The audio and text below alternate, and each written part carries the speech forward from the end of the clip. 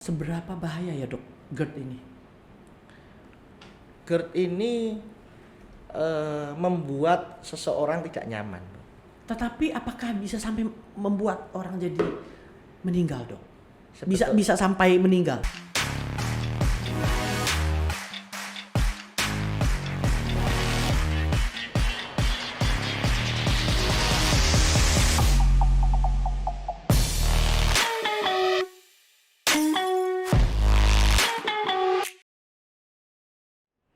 Halo sahabat Siloam, ketemu lagi dengan saya Kiki. Saat ini kita kedatangan dokter muda, ganteng, terus humoris, energik, dan caringnya luar biasa terhadap pasien.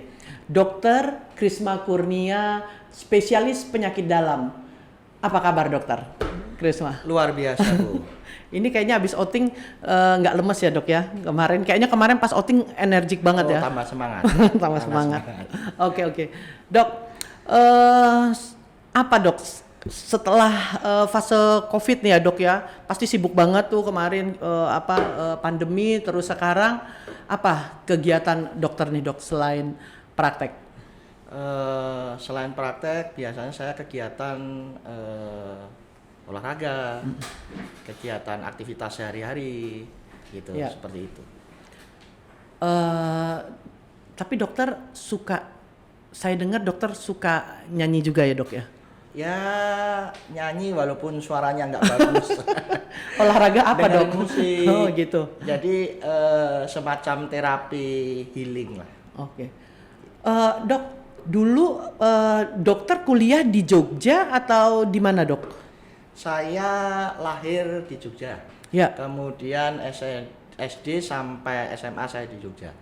Baru saya kuliah saya di Jakarta. Oke.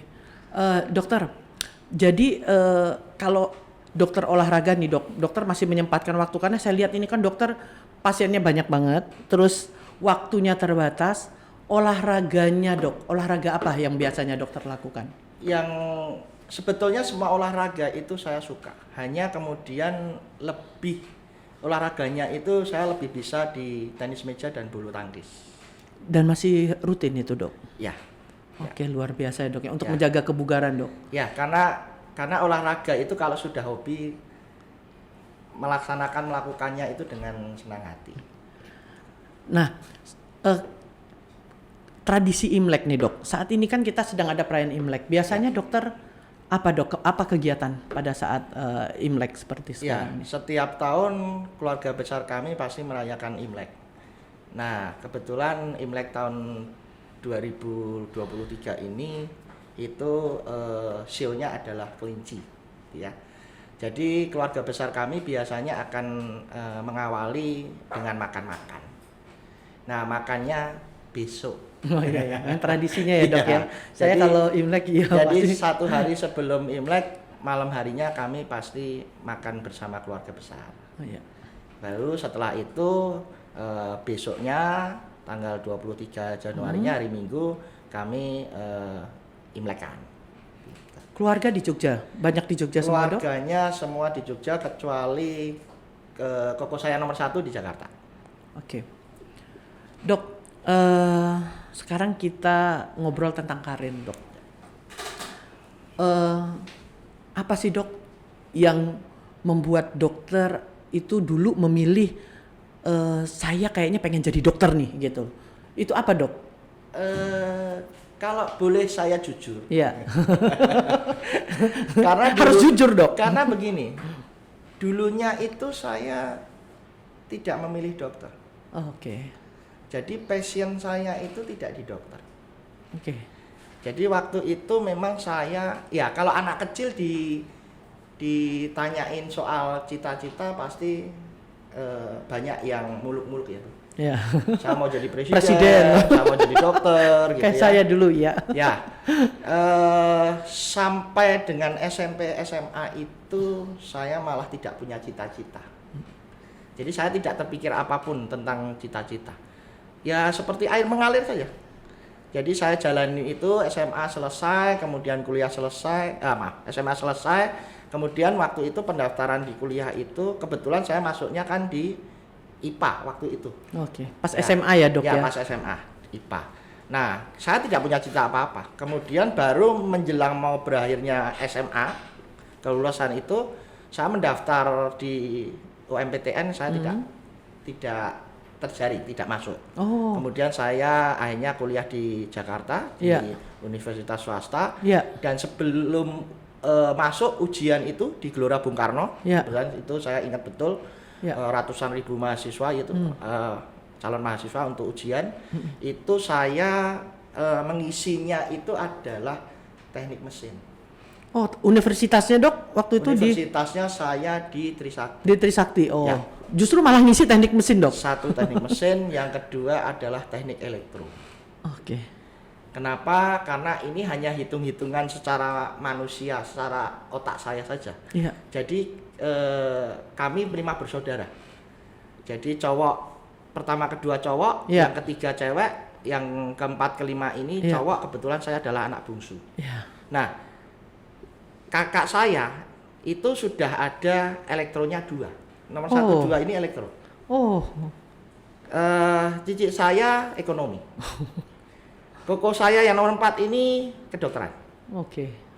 Nah, saya akhirnya berpikir sudah saya teknik mesin saja. Karena saya ingin waktu itu angan-angannya adalah ngotak-ngatik mesin supaya bisa cepat dan akhirnya menjadi pembalap.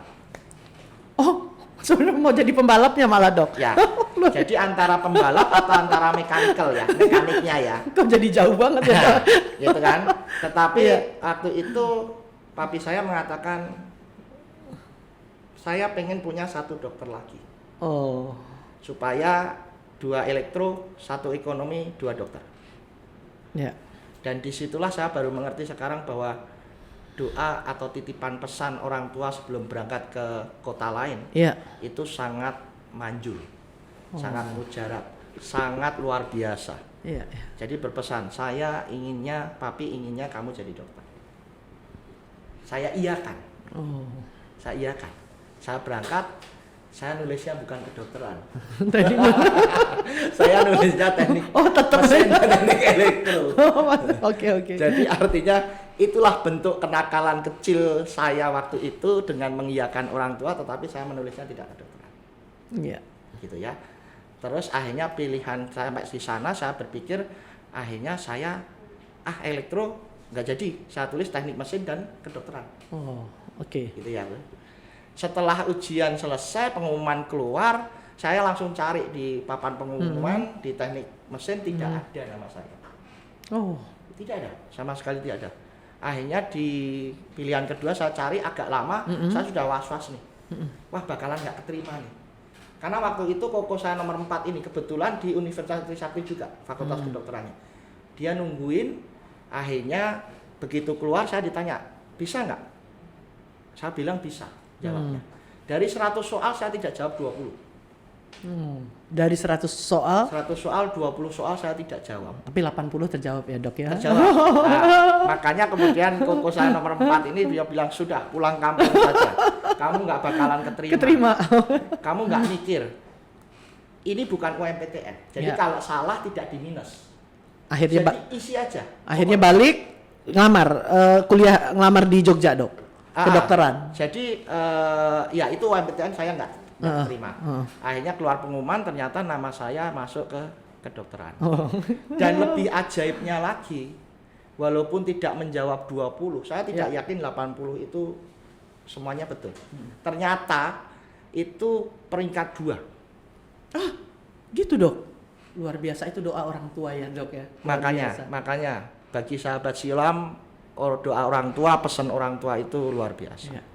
Ya. Ya dok, selama dokter bekerja nih dok, apa yang paling berkesan dok? Selama bekerja melayani pasien gitu, ada hal-hal yang berkesan nggak dok? Oh pasti banyak Bu. Jadi Yang paling dok, yang paling berkesan dan menyentuh gitu loh hati dokter. Ya, passion untuk menjadi dokter ini yang saya suka. Jadi Ya. setelah saya masuk ke dalam kedokteran ini, jadi saya bisa merasakan yang paling berkesan itu adalah dikala pasien ini sembuh. Oh, ya. Ya, Itu ya dok, ya, luar biasa. di Ya. saat pasien ini sembuh, dan itu bukan karena kemampuan atau kehebatan saya sebagai seorang dokter, tidak. Ya. Tetapi saya memahami bahwa saya adalah perpanjangan tangan Tuhan. Ya. Jadi kalau di kami sebenarnya Tuhan itu adalah tabib ajaib gitu ya. Ya. Jadi yang menyembuhkan itu adalah sebetulnya Tuhan. Tetapi yang mengobati adalah kami. Ya. Seperti itu. Jadi itu yang jadi itu tidak bisa diukur dengan nilai apapun. Ya. Kesembuhan Ketika seorang melihat pasien. pasien sakit ya dok, terus pulang mereka bisa sembuh, tertawa lagi Ya. bareng keluarga ya. Itu yang sangat berkesan. Ya. Dok, kenapa dok milihnya penyakit dalam? Atau memang ada sesuatu atau ada pengalaman atau ada apa yang membuat kayaknya oh saya pilih penyakit dalam aja, atau memang ya udah dia apa aja gitu loh, asal spesialis gitu. Ya, kalau yang terakhir seperti yang Bu Kiki sampaikan itu biasanya bagi orang-orang yang sudah mepet usianya di 35. Jadi kalau sudah mepet di 35 itu biasanya langsung apa aja lah gitu ya. Iya. Tapi waktu itu saya mendaftar untuk program spesialisasi itu saya usianya di 32 Oke. gitu ya. Dan penyakit dalam itu kembali lagi perjalanan saya ini menurut saya juga sangat aneh gitu. Ya. Saya baru menyadari bahwa saya tidak memilih untuk satu, awalnya saya tidak mau ingin jadi dokter dan itu hanya harapan orang tua. Yang kedua adalah saya tidak memilih penyakit dalam. Awalnya saya memilih Kopskin, kebidanan kandungan. Ya. Jadi pilihan satu Kopskin, pilihan dua adalah bedah. Oke. Karena saya melihat pada saat kepanitraan klinik, pada saat koas, saya ditempatkan di rumah sakit yang skills tangan saya hebat. Oke. Jadi saya dapat di bedahnya Rumah Sakit Umum Daerah Koja. Dan di saat itu saya memang meminta kalau jaga malam itu Sabtu Minggu. Ya. Karena pasti akan terjadi bentrok. Malam Minggu itu pasti banyak orang mabuk, Ya. banyak preman dengan preman, preman dengan polisi begitu ya. Dan itu modelnya adalah tikam menikam dan kita skillnya sangat bagus. Ya. Off-skin saya dapat di Rumah Sakit Fatmawati Jakarta Selatan. Ya. Dan itu sangat hebat sekali. Jadi skill saya hebatnya adalah di tangan. Jadi otak itu tidak terlalu kuat saya. Tetapi ternyata digeser. Oh gitu. Jadi pergeseran itu bukan karena keinginan saya. Keinginan saya tetap sebidanan kandungan atau bedah. Ya. Ternyata memang ini pengaruh dari yang di atas. Akhirnya saya hanya punya kesempatan di penyakit dalam. Oh. Saya tidak punya pilihan lain, ambil atau tidak. Jadi waktu itu hanya ditawarin dua. Kamu mau ambil program spesialis penyakit dalam atau kejiwaan atau ilmu jiwa. Iya. Jadi take it or leave it. Penyakit dalam atau Atau kejiwaan. Oke. Karena saya berangkat dari rumah sakit jiwa. Oh. Jadi saya waktu S1-nya ya dok ya. Jadi saya Iya, setelah iya. selesai dari Jakarta, saya kembali ke Jogja. Karena saya adalah asli Jogja, saya kembali ke Jogja. Kemudian saya bekerja diterimanya di rumah sakit jiwa. Iya. Di situ tidak ada pilihan mengenakan. Jadi pada saat ada, dan ini kebetulan ada program beasiswa. Iya. Program beasiswa ini yang dari pemerintah ini mengatakan kamu mau jiwa atau mau penyakit dalam. Dan itu saya menunggu momen seperti itu 5 tahun. Oke. Jadi saya mendapatkan kesempatan itu 5 tahun. Iya. 4 tahun pertama itu beasiswa itu hanya untuk jiwa saja. Iya. Dan saya berpikir sepertinya saya enggak ada passion ke sana, enggak seret nih. Akhirnya saya menunggu. Akhirnya saya suatu saat berpikir saya memberikan kesempatan sampai 3-4 kali. Apabila 3-4 kali Tuhan tidak izinkan, berarti saya akan dokter umum. Iya. Dan saya sudah siapkan planning tuh, rencana. Karena pada saat saya selesai dokter, saya adalah dokter plus. Plusnya apa? Karena saya mendalami akupunktur. Luar biasa ya dok ya. Jadi begitu saya tidak keterima spesialisasi, saya akan berangkat ke China untuk Dalami advance, itu. mendalami. Oke. Karena basicnya ada di Indonesia, saya sudah mendalami akupunktur, tapi advance-nya saya harus berangkat ke China. Dan sampai saat ini untuk ilmu Masih. akupuntur itu masih ya dok ya? Masih. Tapi kan saya dengar dokter juga ambil itu ya dok ya, pendalaman di endoskopi ya dok? Oh iya, ya. Jadi kalau di penyakit dalam itu yang ada skills itu hanya kemoterapi, hemodialisa, dan gastroskopi. Iya. Kalau di bagian jantung itu ada kateterisasi. Iya.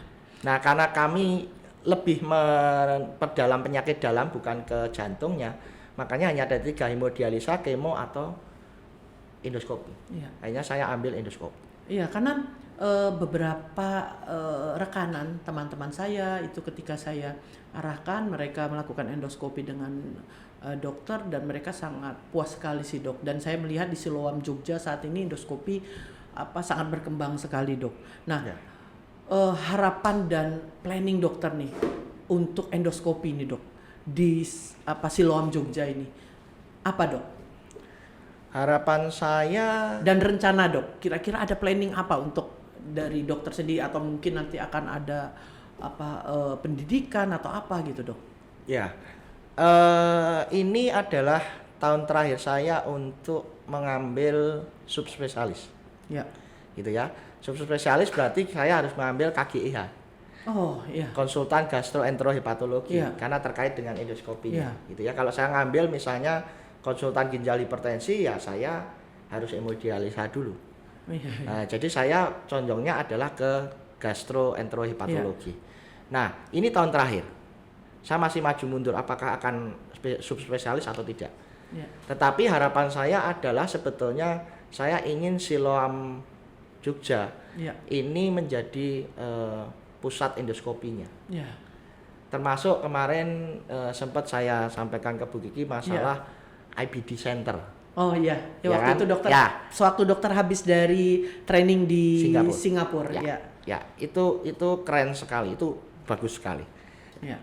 Dan hal tersebut sangat memungkinkan dok ya dalam waktu dekat kita akan kembangkan dan lakukan ya dok. Ya, rencana saya di sini sih di Siloam Jogja ada pusat endoskopi. Ya. Dan Makanya itu tidak lama lagi dok. Ya. After ini kita akan intens komunikasi ya, dok. saya sedang pendekatan mungkin dengan Dr. Catherine sebagai konsultan Ya. kami, Ya. konsultan gastroenterohepatologi. Apakah beliau berkenan atau tidak nanti Ya. kami akan. Oke, terima kasih ya dok ya. Sama-sama. Dok, kan lagi trending nih dok. Ini kalau kita bicara endoskopi kaitannya dengan GERD itu ya dok ya, erat sekali gitu ya dok. Jadi ini kan lagi trending salah satu atlet PON Papua itu kan meninggal nih dok karena GERD. Nah sebenarnya kita sekarang lagi bahas GERD ini dok, yang memang saya melihat kok saat ini jadi banyak menjadi pembicaraan publik. Dok, seberapa bahaya ya dok GERD ini? GERD ini membuat seseorang tidak nyaman. Tetapi apakah bisa sampai membuat orang jadi meninggal dok? Sebetul- Bisa sampai meninggal? Tidak, Oke. tidak. Jadi yang membuat penyakit lambung ini menyebabkan seseorang kehilangan nyawa Iya. itu karena perdarahan. Oh, Perdarahan lambung. Oke. Ya kan? Kalau perdarahan lambung biasanya dia akan keluar melalui mulut atau melalui dubur. Oke. Sehingga kalau perdarahan ini tidak dihentikan, maka darahnya akan lama-lama habis. Dan itu yang mengancam nyawa. Dan itu dan harus segera dilakukan penanganan ya dok ya. Betul. Ketika terjadi itu. Betul. Jadi saya ingin meluruskan bahwa banyak isu masyarakat mengatakan bahwa GERD itu bisa menyebabkan kematian. Ya. Itu tidak betul. Ya, dan karena teman-teman saya terus terkadang lingkungan itu banyak juga dok yang masih berpikir waduh itu penyebabnya itu karena GERD-nya tuh. Saya mikir masa sebahaya itu kalau ternyata ya saya dapat pencerahan ya dok dari Ya, dokter. memang banyak banyak informasi, banyak isu di masyarakat yang simpang siur. Makanya sore hari ini sangat bagus Ya. untuk kemudian saya harus meluruskan bahwa GERD itu sebetulnya adalah suatu kondisi asam yang balik ke atas, Ya. atau kita sebut sebagai reflux asam yang dari lambung kemudian naik ke kerongkongan. Nah, salah satu gejala atau ciri khas GERD itu adalah heartburn. Oke. Heartburn itu adalah dada seperti panas terbakar. Ya. Dan para sahabat Siom coba lihat, bentuknya lambung itu kan modelnya seperti ini. Nah, itu kalau diletakkan di dalam ulu hati di tengah sini dia bentuknya begini. Oke. Oke. Maka begitu ada reflux, sisi kiri yang akan kena. Karena dia meliuknya, melengkungnya itu ke kiri, bukan ke kanan. Oke. Sehingga pada saat naik dia akan ke kiri. Nah, GERD itu disamakan dengan heart attack, serangan jantung. Ya, dan mirip ya dok ya gejalanya ya dok ya. Mirip. Betul. Itu mungkin yang membuat Satu-satunya Oke. kunci adalah Iya, yang iya. ngomong bahwa GERD, oh itu meninggal karena GERD. Yang meninggal ini usianya berapa? oh, Kalau Iya, iya, usianya sudah usia metabolik 40 ke atas, dan zaman sekarang itu 35 ke atas. iya, iya. Oleh karena junk food, fast food, tidak Iya. olahraga, low activity, Iya. gitu ya, sehingga terjadilah kondisi hipertensi, diabetes, kolesterol, Oh. gitu ya. Nah, kalau usianya muda, berarti itu tidak mematikan. Oke. Tapi kalau usianya itu tua, 40 ke atas atau 50 ke atas, berarti kemungkinan besarnya adalah karena jantung. Oh. Oke. Dok, Nah, iya. jantung itu harus dilihat dari rekamannya. Makanya kalau orang mengatakan, oh saya chest pain nih, dan itu selalu kiri gitu. Kalau chest pain-nya kanan biasanya orang tidak akan terlalu cemas. Iya. Saya chest pain-nya kiri. Kiri, iya. Nah itu membedakannya hanya dengan EKG, rekam Ya, jantung. dan harus segera diperiksa ya dok ya, sebenarnya. begitu rekam jantungnya normal berarti itu GERD. Begitu rekam jantungnya tidak normal berarti itu jantung. Oke.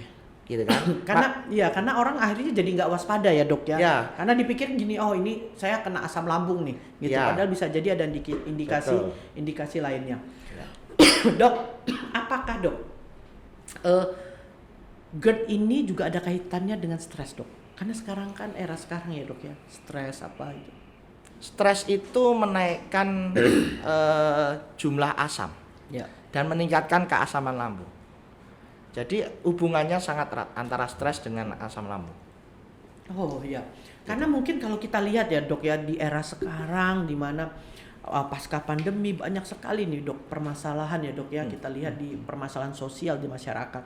Nah terkadang tingkat stressing masyarakat itu jadi tinggi, dan saya lihat itu GERD ini menjadi penyakit yang fenomenal nih dok. Jadi banyak sekali kalau saya lihat teman-teman saya apa ya GERD, penyakitnya itu GERD, dan saya tidak tahu ya apa karena ya itu tadi salah satunya adalah ya karena kondisi ya sosial saat ini di mana kecemasan, stres gitu. Itu bisa membuat ini menjadi penyakit ini menjadi semakin meningkat ya dok ya. Ya memang stres ini sangat sering terjadi. Iya. Dan GERD ini tidak memandang usia, gitu ya. Ya. Memang ada hubungan stres psikologis dengan penyakit GERD, banyak kasusnya, banyak sekali. Ya.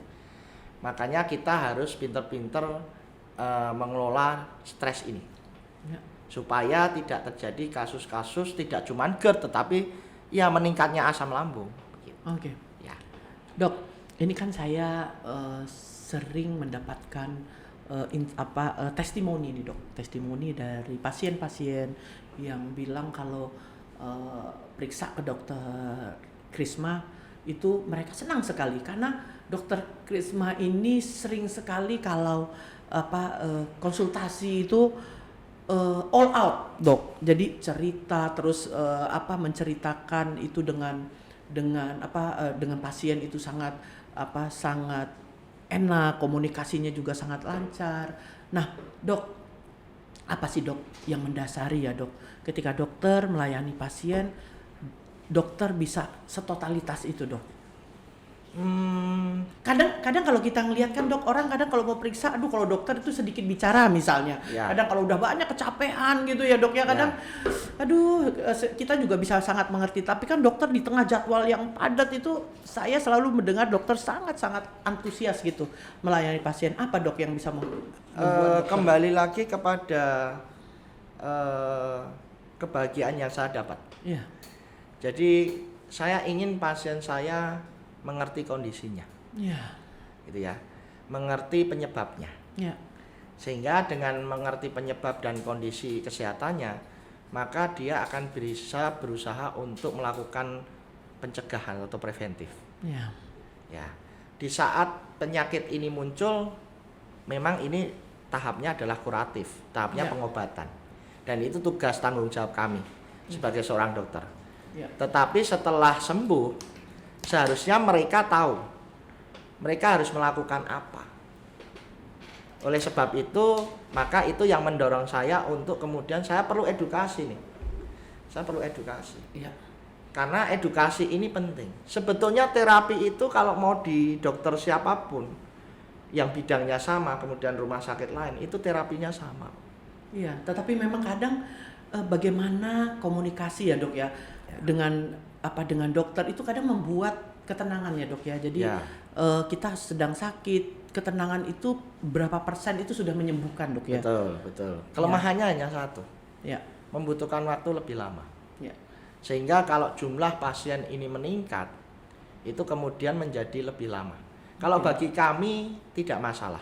ya, Tapi untuk beberapa pasien yang menunggu antrian setelahnya itu yang menjadi masalah, gitu Iya, ya. iya, iya. Sehingga ya itu kembali lagi kepada passion atau karakter dari seorang dokter karena Iya. masing-masing kan mempunyai keunikan masing-masing gitu.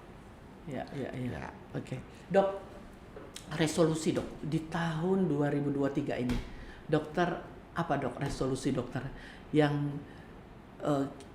sebenarnya sudah dokter planningkan gitu di 2023 yang dokter harapkan gitu. Yang saya harapkan ya skills untuk endoskopi saya semakin meningkat. Ya, dan itu sih sudah tidak bisa sudah tidak bisa dikatakan lagi ya, maksudnya semua pasien saya lihat juga pasien dokter terus meningkat, apalagi endoskopi. Saya juga miss juga gitu dokter, bagaimana dokter melakukan apa tindakannya dok ya waktu awal, terus dokter melakukan training atau apa itu luar biasa sih dok. Resolusinya tetap bertahan di Rumah Sakit Siloam Yogyakarta semua. Wah. Terima kasih ya dok ya.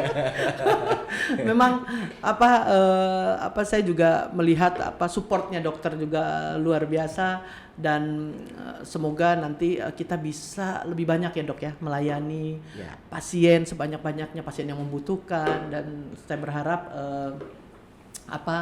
ke depan dokter dengan Siloam Jogja kita bisa saling berkembang tumbuh ya dok, semata-mata untuk melayani pasien. Dok, satu lagi terakhir ini dok, pesan dok untuk sahabat Siloam, kira-kira dokter nih apa yang mau dokter sampaikan ke sahabat-sahabat Siloam kita? Siapa tahu ada pesan khusus gitu dok. Oke. Pesan khusus untuk para sahabat Siloam terkait dengan bidang yang saya tekuni ya. Iya dok. Jadi yang pertama adalah mulutmu adalah penyakitmu.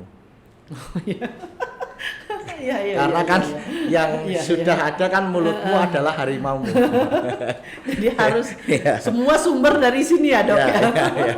Mulutmu Iya, adalah iya, penyakitmu. Satu. Itu hashtagnya begitu. Mulutmu adalah penyakitmu. Jadi hati-hati jaga mulutmu. Hati-hati. Karena faktor yang tidak bisa dokter cegah, tidak bisa dokter otak-atik, itu hanya faktor usia. Iya. Gitu ya. Tapi apa yang masuk di mulut itu bisa kita jaga ya dok ya. Iya. Walaupun itu berat dan itu stres, kembali lagi Iya. stres, gitu ya. Iya. Nah, jadi itu yang pertama. Yang kedua adalah jagalah kesehatan saluran pencernaan. Nah, itu dia dok. Kondisi sekarang dok, makanan nggak karuan-karuan ya dok ya. Ya. Makan di luar itu sekarang bentuk dan jenisnya bermacam-macam. Ya. Bahaya juga ya dok ya Bahaya kalau nggak juga. dijaga. Ya. Oke. Seperti itu. Oke, Dokter Krisma, terima kasih banyak dokter Terima sudah kasih, Bu datang ke Vicky. sini, sudah sharing dengan kita. cerita pengalaman. Kita berharap ya sahabat-sahabat Siloam juga berharap dokter bisa terus sehat, terus bisa terus melayani ya dok ya, melayani sebanyak-banyaknya orang yang membutuhkan, dan Siloam Jogja akan support dok, support apapun yang nanti dokter butuhkan untuk bisa melayani pasien-pasien di Rumah Sakit Siloam Jogja dokter. Terima kasih dokter, terima kasih.